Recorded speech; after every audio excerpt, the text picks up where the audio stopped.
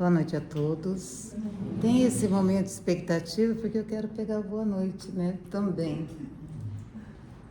Tá todo mundo bem?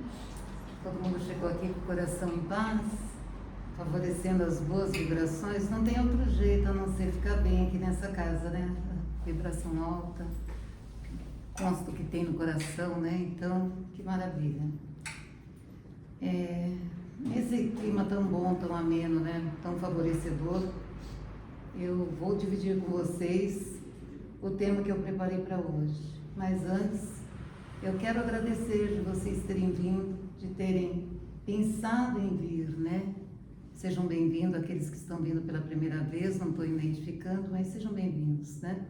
E todos os outros também. Aqui é um ponto de refazimento.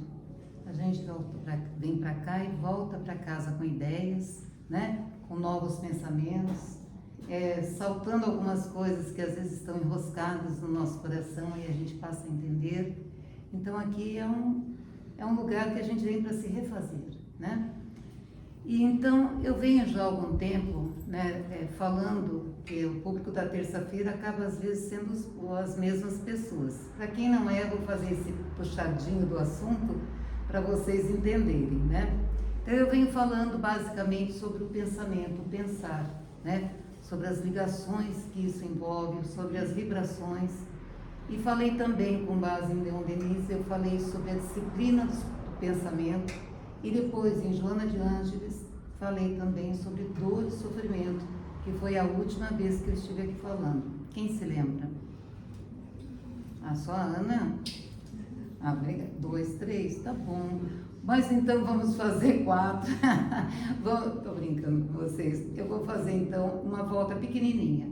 Então, o que Joana fala da dor, né? Que foi a última vez que a gente falou bastante sobre isso, né? Que dor é uma coisa que é de todos nós. Todos nós vamos passar por ela várias vezes, né? Porque faz parte dessa condição que nós temos de estarmos aqui nesse planeta de expiação e provas.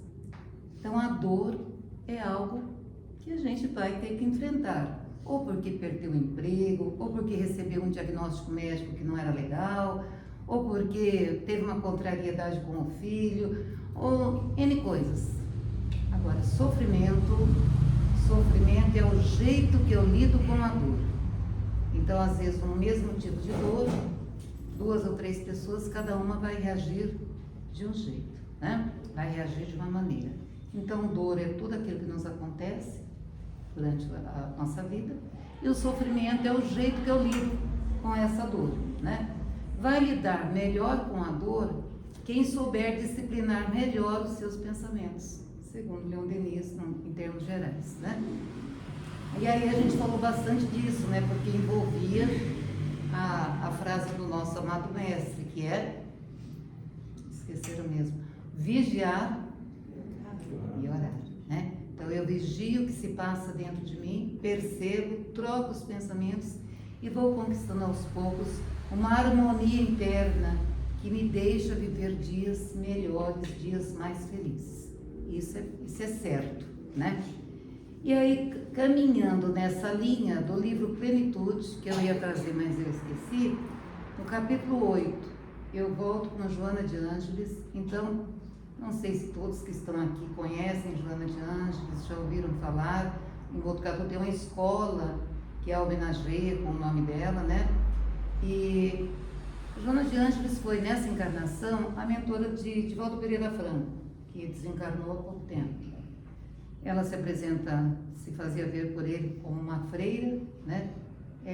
Retratando a última encarnação dela, que foi como Soro Joana Angélica, lá de um convento da Bahia de Salvador, né? Ela morre tentando proteger ali as outras freiras de uma invasão, morre assim. Mas Joana de Ângeles foi também uma famosa poetisa que viveu no México, mas a base dela, que a gente conhece dela, foi a partir da encarnação na época de Jesus. Então ela foi uma das mulheres que acompanhou Jesus e que esteve lá, quando as mulheres vão lá para arrumarem o corpo de Jesus, ela era uma das mulheres. Joana de Cusa na época. Cusa era o nome do marido.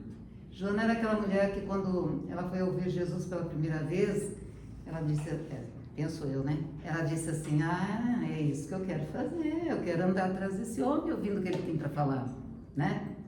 E ela passou aí a frequentar, né, as palestras de Jesus. E aí um dia ela falou, mestre, eu não quero voltar para casa, eu não quero ficar lá na minha casa, eu quero ficar aqui ouvindo, né, o que o senhor tem a dizer. Ele falou, não, volte para sua casa e vai aplicar a caridade lá dentro do seu lar. Olha que lição, né? E ela volta. E o marido morre pouco tempo depois, ela volta a acompanhar Jesus. E nessa encarnação é uma das, não sei quantas, não sei se o Nali lembra, não sei quantas pessoas que fizeram uma grande fogueira em Roma, né? E ela era uma das pessoas, uma das cristãs, né, que estavam ali. Foram momentos difíceis, mas é daí que a gente passa a conhecer Joana de Ângeles, que é a autora desse livro, no caso desse capítulo. Ela fala brilhantemente sobre a parte psicológica, então quem gosta dessa veia, né, da escrita, é assim, não é que ela seja difícil, ela é profunda, extremamente profunda, né? Então, eu indico para vocês, qualquer livro dela vai satisfazer muito, né? Mas aqui hoje, então, nós vamos continuar falando um pouco de dor e sofrimento e falando o que precisamos fazer para elevar nossa alma, para ficarmos maiores, não maiores de tamanho, nem maiores socialmente, maiores nesse crescimento espiritual que nós precisamos ter, né? Então ela diz assim, que o sofrimento, ela começa dizendo, o capítulo dizendo, né, que o sofrimento é uma via de redenção espiritual, em face do pouco desenvolvimento moral que nós ainda temos. Então a gente acha que não, né? A gente acha que a gente está sabidinho, né? Não é? A gente sabe tanta coisa, afinal de contas, não sabemos nada. O homem que mais soube na Terra, Sócrates, ele disse que ele nada sabia, né? Sei que nada sei. Na verdade, a gente sabe pouco, né? Mas na questão do desenvolvimento moral, a gente ainda engatinha, né?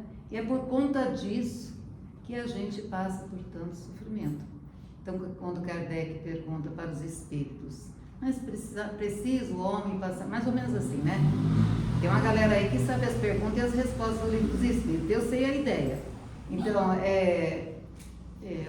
precisaria o homem deve passar por sofrimento, uma coisa assim. O que os espíritos respondem? Que a gente passa por esse sofrimento, por tanto sofrimento, devido à nossa ignorância. Então, somos ignorantes em várias frentes, né? Tanto que tem assuntos que a gente fala, nossa, mas é assim, né? Não sabia, né? Por quê? Porque a gente ainda ignora muita coisa. Quando tudo isso estiver dissolvido, o nosso sofrimento certamente será menor, né? Não sou eu que estou falando, não, é a Joana, viu? Joana de Ângeles que está falando tudo isso, né? Então, ela diz também que o sofrimento, ele é destituído de qualquer ação punitiva. Deus não está sentado num banquinho assinalando, a Ana fez isso, o castigo dela vai ser esse ou vai ser esse. Não tem isso, né? Não tem uma ação punitiva. Olha que lindo. O sofrimento, na verdade, vai ser algo que nós vamos, na mesma linha que a gente alterou as condições da vida, que a gente se equivocou, que a gente errou, a gente vai se educar e se reeducar novamente. Na última vez que eu estive aqui, vocês lembram que eu falei que a pessoa come muito, come coisas com gordura, aí tem um problema qualquer, numa próxima vida ele vem com algum órgão não funcionando tão bem para valorizar essa seriedade com se alimentar. Estão lembrados? Foi um exemplo bobo, só para a gente ter uma ideia que a gente vai aprender no mesmo lugar que a gente errou. A gente não vai pagar uma coisa, arcar com uma situação da qual a gente não tem nenhuma relação. A gente vai se educar e se reeducar, né? Nos mesmos mecanismos onde houve equívocos, houve alterações, houve comprometimentos. Ou seja, um desvio de rota a respeito das leis da vida. Eu estava lendo isso aqui e tem um aplicativo que chama Duolingo, vocês devem saber o que é, né? Sabem o que é? Então, é um aplicativo de línguas. E aí, se você erra uma palavrinha, ele fica mandando outra frase até você acertar a palavrinha certa que você tem que pôr. Eu falei, gente, não é que esse Duolingo está aplicando as leis espíritas aqui? Enquanto você não aprende, você não sai daquilo, né? É mais ou menos a mesma coisa. Então, o bom que a gente precisa hoje voltar para casa sabendo é que quando eu sofro, isso não é uma punição, não é. Eu estou resgatando ali algo que eu alterei. E isso é importante para que a gente não entre naquele esquema de achar que Deus castigou, que Deus me puniu, que só eu que sofro. Tem gente que diz, olha, eu vejo aí todo mundo feliz, só eu que sofro. Não é verdade, né? A gente está acertando. Então, o sofrimento é uma ferramenta de acerto, né? E a presença do sofrimento, ela é necessária enquanto se faz necessário também a sua depuração. Como assim? Olha, melhor exemplo que eu achei na minha casa, ainda falei, gente, quem é externado só pensa em comida, né? Quem é guloso, né? Então, eu, como boa filha de italianos, eu amo berinjela frita. Amo, né? Então, o que a gente faz? Corta a berinjela, passa, põe um salzinho, enquanto está lá minando aquela aguinha, a gente põe 3 pratinhos, farinha, ovos batidos e farinha de rosca, passa em tudo, dá uma chacoalhada e leva no óleo quente, não é? Aí a gente abriu lá uma lata de óleo, põe na frigideira, aquele óleo bonito, né? Na 20ª, o que aconteceu com o óleo? O óleo já era, né? Já está todo sujo dos resíduos da berinjela, não é? E aí a gente olha, alguém já nos disse que a gente não pode reaproveitar o óleo depois de uma fritura, mas a gente fala, ai, mas eu sou muito econômica, eu vou aproveitar sim. Aí eu vou lá, pego um filtro, pego um lugar, um recipiente, viro o óleo no filtro, o que acontece? O óleo sai lá embaixo limpinho e o filtro fica cheio dos resíduos, não é assim? É assim o sofrimento, né? O sofrimento tem essa ideia de filtrar aquilo que não está bom. Vocês entenderam? É que vocês ficaram pensando na berinjela, né? Tá pensando o quê? Mas é mais ou menos, eu queria dar o exemplo do óleo sendo filtrado. Então, isso, na verdade, é uma depuração, né? Então, é o que acontece conosco quando a gente passa pelo aquele sofrimento, né? Deixar de inconformidade, entender aquilo como uma ferramenta para o meu crescimento, né? Bom, mas e aí? Todo mundo passa por sofrimentos? Pois é, né? Mas tem uma exceção, aquelas grandes almas que vêm para a Terra, aqueles mensageiros, né? Como que eu posso chamar mais? Aqueles missionários do bem que descem de planos muito mais elevados e vêm para a Terra e com a sua luz iluminar a nossa escuridão, a nossa penumbra, né?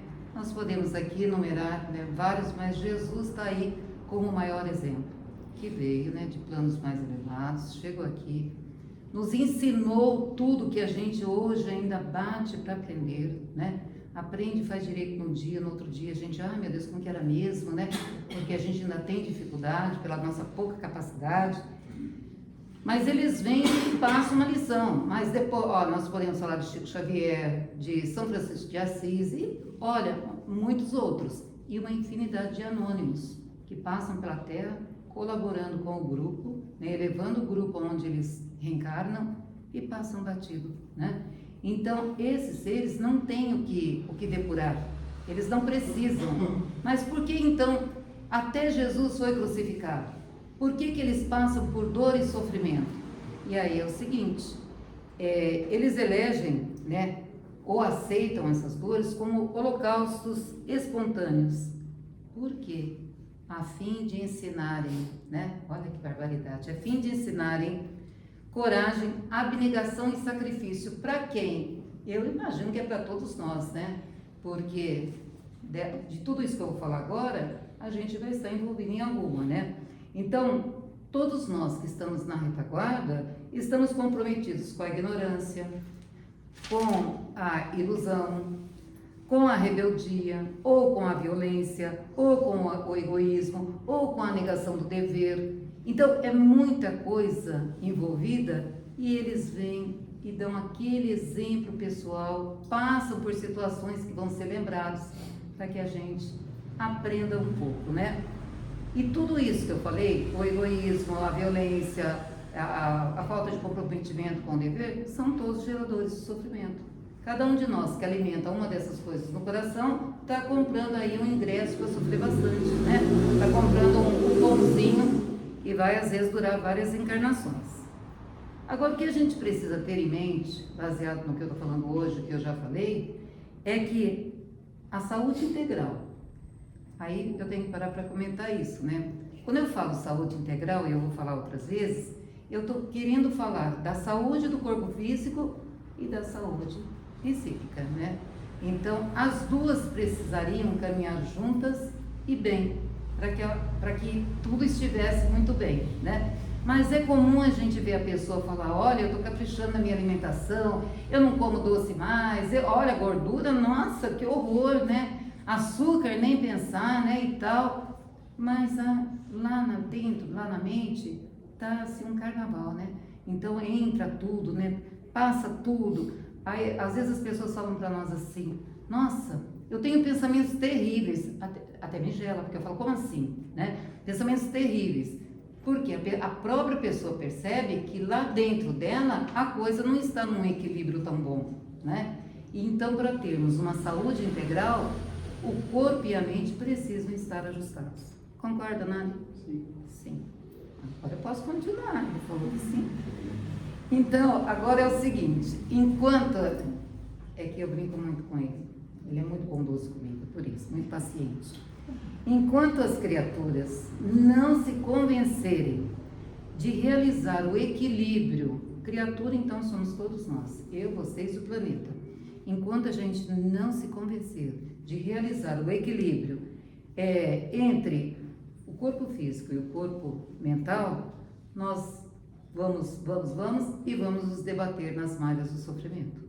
A gente vai, quando vê a gente está na malha do sofrimento. Olha, mas Malu, você está falando tudo isso e tem um jeito de não ter? Tem, vamos ouvir com atenção. Então, olha, veja bem o que a Joana de Ângeles fala, que o sofrimento é um aviso, uma advertência. É assim, como que chega assim uma mensaginha lá pra gente, para dizer que essa linha de harmonia que precisaria existir entre o corpo físico e o corpo mental, ela está comprometida, bloqueada, ela está tendo problemas, né? E que isso, se a gente não corre para se ajustar, né, é um campo para o surgimento de problemas no corpo físico, porque o corpo mental já está alterado. Então a gente precisa sempre estar se investigando. Como que está o meu proceder mental? Eu tenho me irritado com facilidade? É mau sinal. Quando eu vi, eu já falei, aí pronto, né? Então está faltando você fazer o que Jesus mandou. Entra e vigia e controla. Que não tem outro jeito. Este é o caminho. Não tem outra situação. E não sou eu quem falo. É Leon Denis, é Joana de Ângeles, é Kardec. Nós vamos chegar lá. É claro que quando eu passo por uma situação mais difícil, as terapias, todas as terapias convencionais, vão ajudar a manter a sua saúde ou não só manter, mas como recuperar a sua saúde, né? Porém, somente os fatores internos que nós temos aqui dentro, responsáveis pelo comportamento social e emocional, é que vai dar o equilíbrio necessário para que a gente possa ter um permanente bem-estar. Então, voltamos lá em Jesus. Se eu não vigio, se eu não oro, se eu não tenho um equilíbrio no pensar, eu não vou conseguir manter esse equilíbrio entre o corpo físico e o corpo mental. Tá ok até aqui, porque eu posso repetir tudo. Não tá ok? Estão entendendo? Eu sou professora, eu volto lá do começo, hein? Vocês que sabem. Vou dar uma folhinha de teste depois. Bom, aí vamos lá em Jesus. Então, Joana de Ângeles fala que Jesus colocou no amor a força poderosa para a anulação das causas do sofrimento. Pronto, descobrimos. Jesus colocou no amor, ele sintetizou no amor a causa, o maior motivo para a anulação das causas infelizes. E aí eu lhes pergunto, a gente vibra amor 24 horas? Ninguém nem... nem se mexeu. Porque é muito difícil, né? Mas deveríamos. Porque, ó, ele é a causa para a gente anular os sofrimentos, né? Aí Kardec vem e, na observância das lições do Evangelho, tendo Jesus como meta ali, né? E também na observância das diretrizes dos espíritos superiores que estavam ali assessorando para a escrita dos livros da codificação, olha o que Kardec faz. Ele apresenta a caridade como caminho real para a aquisição da saúde integral. Então, olha aí, Jesus apresenta o amor como a força para anular o sofrimento e Kardec vem e coloca a caridade como a força maior do amor para a aquisição da saúde integral. Olha que maravilha. E aí, nós vamos ver que a caridade não é simplesmente a gente levar alguma coisa. A gente precisa ter um envolvimento com o que estamos fazendo, né? Então, veja bem, a caridade, ele diz, é o amor na sua expressão maior, né? Mas para ser real, para ser de verdade, né? Ele exige a iluminação de quem pratica. Então, se alguns de vocês trabalham ajudando, fazendo, falando, ouvindo, diminuindo a dor alheia, se considerem iluminados, porque é necessário ter iluminação para poder praticar a caridade, porque aí precisa ter amor, né, em dose máxima, né, e boa vontade, né. Fraternidade aos sábados, né, tem gente nova aí para saber, o Fraternidade aos sábados tem um projeto onde acolhe mães e crianças, tem aulas, tem palestras com psicólogo, palestras educativas, é servido lanche, leva-se alimento. É um trabalho maravilhoso. Se você chega aqui, você fala, gente, né, tudo funcionando direitinho, professores na sala, lá no fundo, recuperando as crianças, é muito legal, né?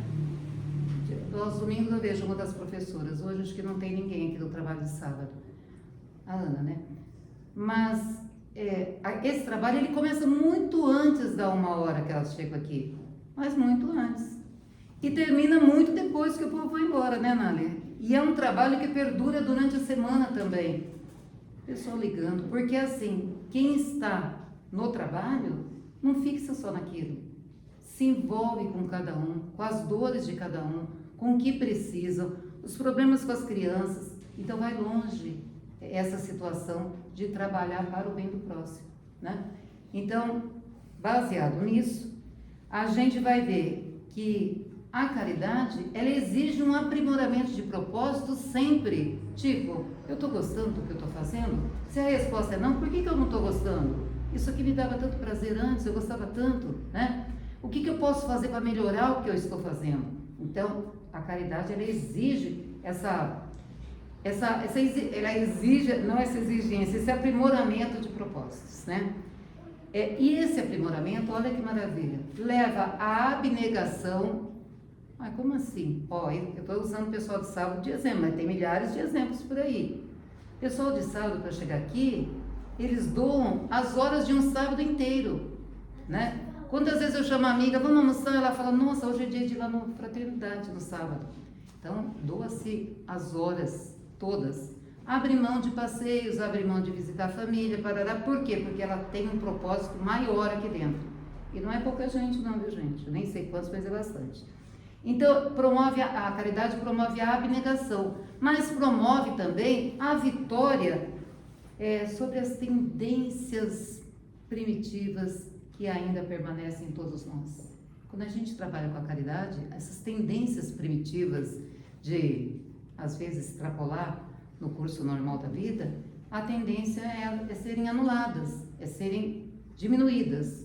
Então, a caridade, pelo seu extraordinário conteúdo emocional, ela dulcifica quem a pratica. E melhor, ela abençoa, ela dignifica, promove, ajuda aquele que está recebendo. Então não é uma coisa qualquer, é algo de muito grande. Por isso que Kardec coloca a caridade como a expressão máxima do amor e Jesus coloca o amor como aquilo que vai diminuir o nosso sofrimento. Não é o elo de uma corrente? uma corrente maravilhosa. Bom, para chegar nesse ponto, Joana começa a falar que é necessário, para fazer tudo isso, é necessário a gente crer, mas crer retamente.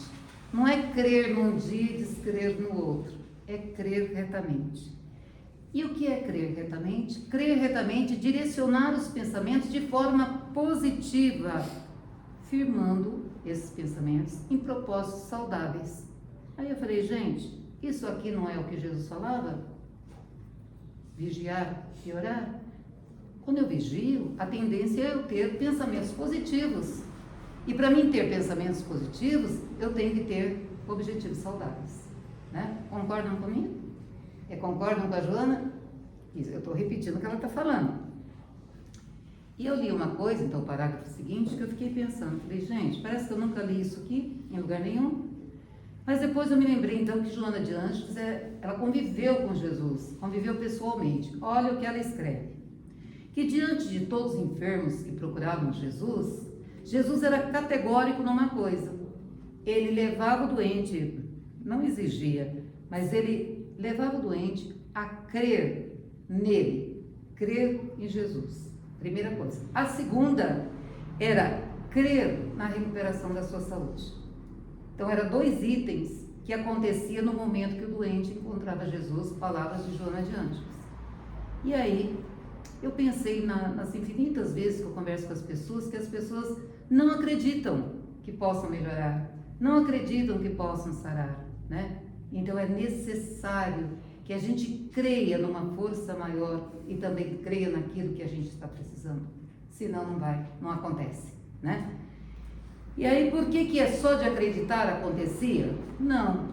Olha o que acontecia. A abertura mental e emocional do enfermo, junto com a certeza que era possível sua cura e que Jesus podia realizar aquilo, proporcionava-lhe a receptividade necessária para que a cura acontecesse. Parece simples, né? Eu acho evidente que Jesus, pela sua carga de energia que tinha, entrava ali também isso, né? Mas Joana nos conta isso. Então, olha a importância do crer em nossas vidas. Então, nós não podemos deixar jogado as coisas, a gente precisa acreditar. Estou plantando uma plantinha, se eu olhar para ela e falar, ih, vai morrer, é possível que morra mesmo. Mas se eu acreditar que aquela danadinha vai crescer e vai dar frutinho, aí é possível que eu vá comer frutos dela. Vale para os tomates. Bom, aí ela diz assim, que a fé tudo pode. Porque a fé, gente, ela aciona inexplorados mecanismos íntimos que nós temos. Se a gente perguntar para qualquer pessoa, você tem fé? Nossa, eu tenho muita fé. Então aprendam que a fé, ela aciona alguns mecanismos que a gente nunca usa. Olha aí, inexplorados. Geradores de forças não utilizáveis.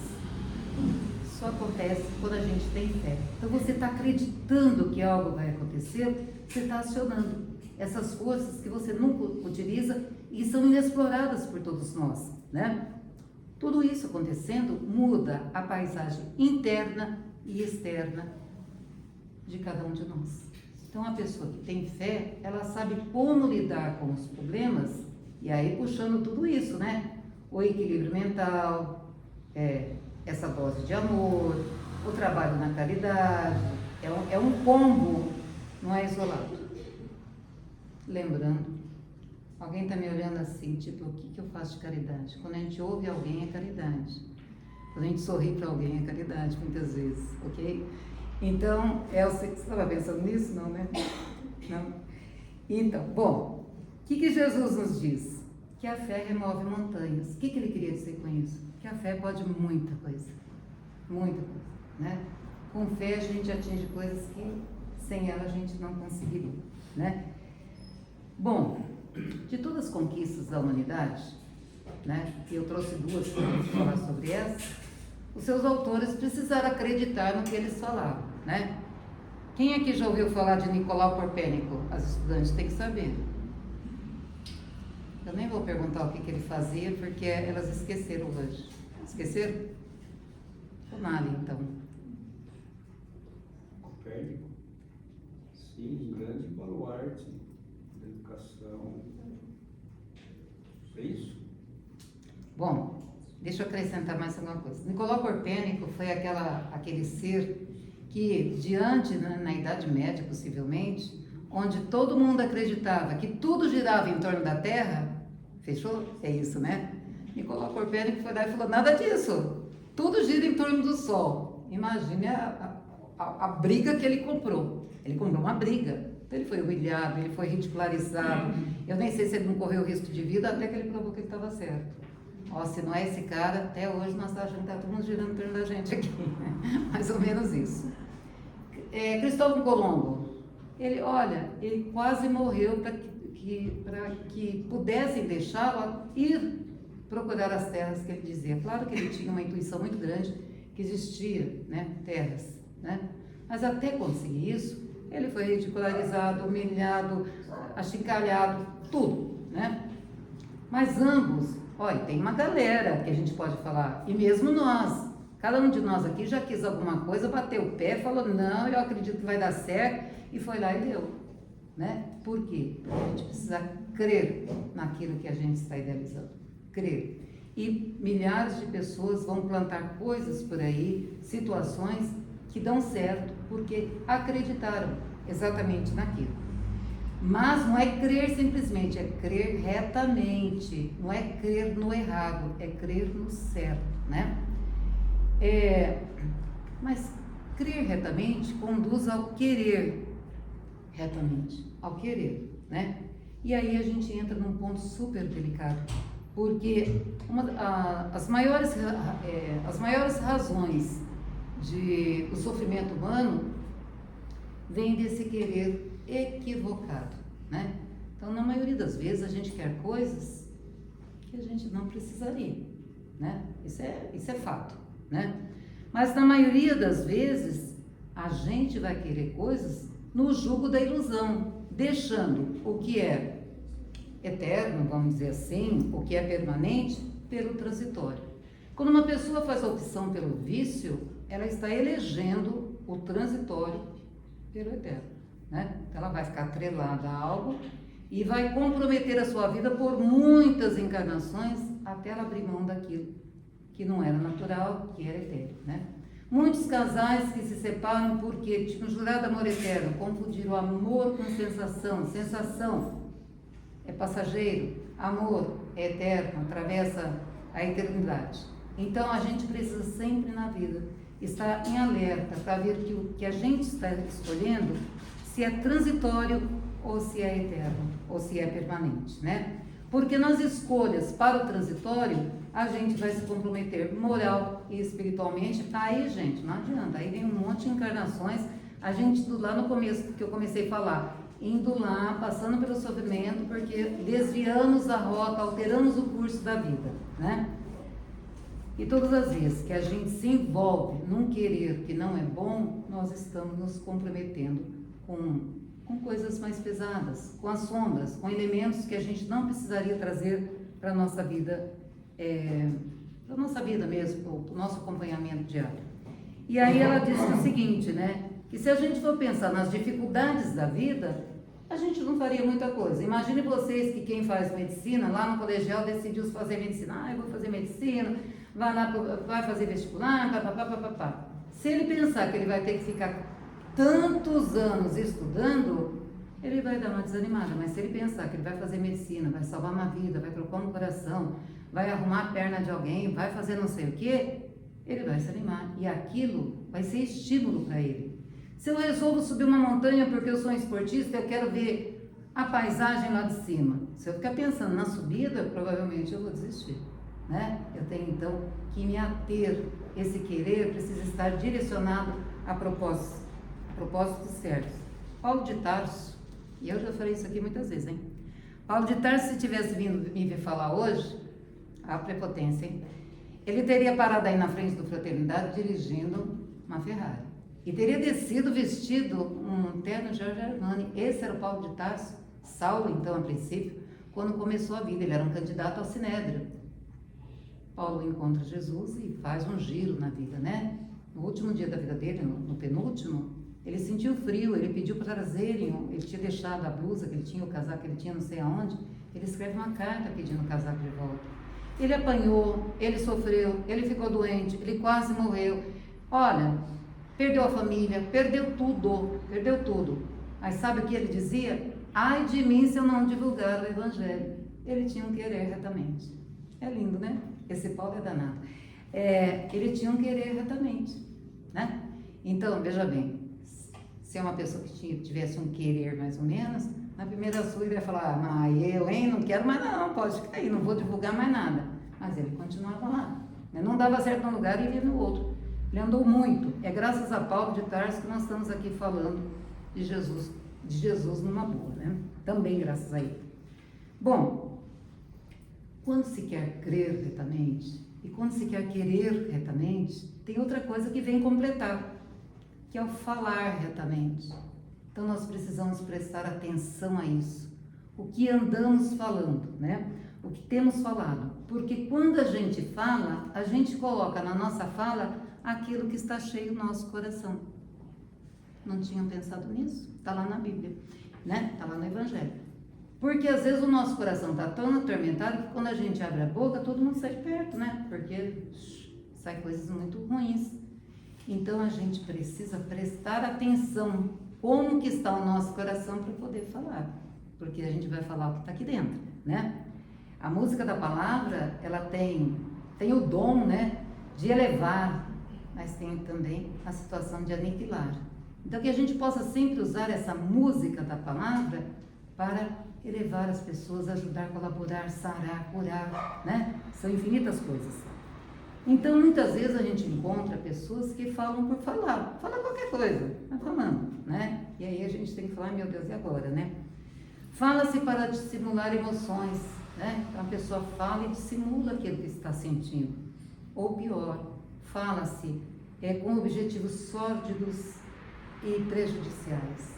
As pessoas levantam mentiras sobre outras, quando falam calúnias, né? Que a gente nunca a gente chegue perto de fazer isso, né? Agora, a palavra ela tem que ter requisitos especiais. Por exemplo, a gente deve saber a hora de parar de falar. Daqui a pouco eu vou parar, tá, gente? Só tem um pedacinho. E tem que saber quando falar, né? Será que eu posso falar agora? Será que eu devo falar? Porque às vezes a pessoa não tem esse filtro e aí entorna o caldo, né? Então no mundo não vai faltar, usando a palavra, de acusadores. Não vai faltar faladores de inutilidades. Não vai faltar quem fale de coisas vazias de conteúdo. Então, para quem gosta de ouvir podcasts, né? Aqueles vídeos do YouTube, nas primeiras frases tem que ver se vocês não estão perdendo seu tempo em conteúdos vazios. Porque é um volume tão grande que se a gente não tomar cuidado, você passa um dia inteiro ouvindo, gente, o que foi que eu tirei de proveito? Sempre a gente tem que perguntar, que proveito que eu tirei disso? Se não souber responder, pode tirar fora da listinha, né? Porque vai existir muitos conteúdos vazios, né? Tem os faladores de ironia. Eu, Malu, que me pega para me deixar triste é a ironia. Eu não sei lidar com isso. Então, que sejamos nós a não termos ironia para falar. Nem para agir, nem para nada, né? E os faladores de sentido dúbios, pessoas que falam uma coisa querendo falar outra, que contam piadas de baixo calão com outras palavras, né? Olha quanta coisa feia, quanta coisa ruim, né?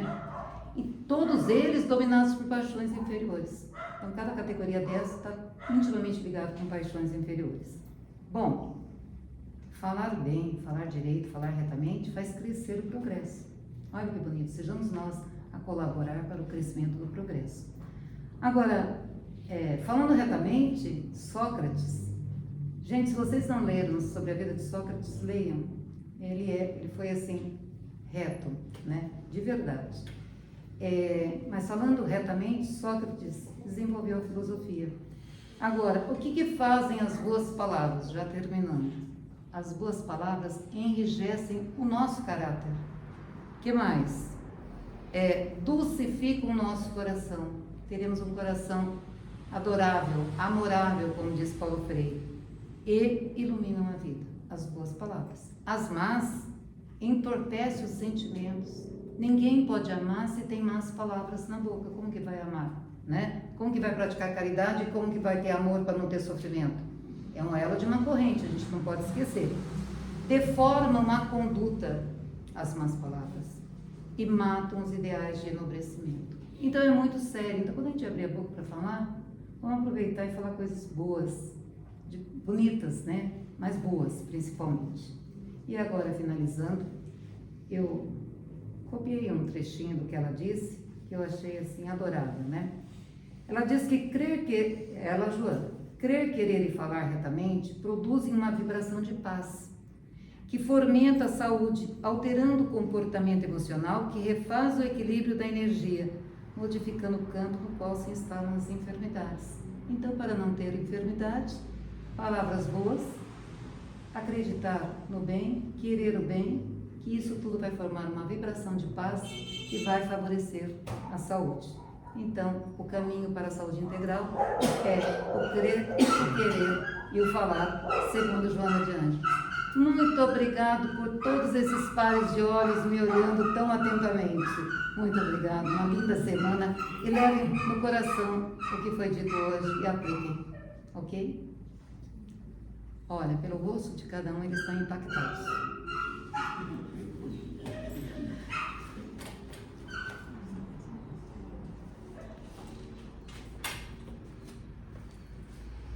Pelo semblante, não pelo rosto, não pelo semblante.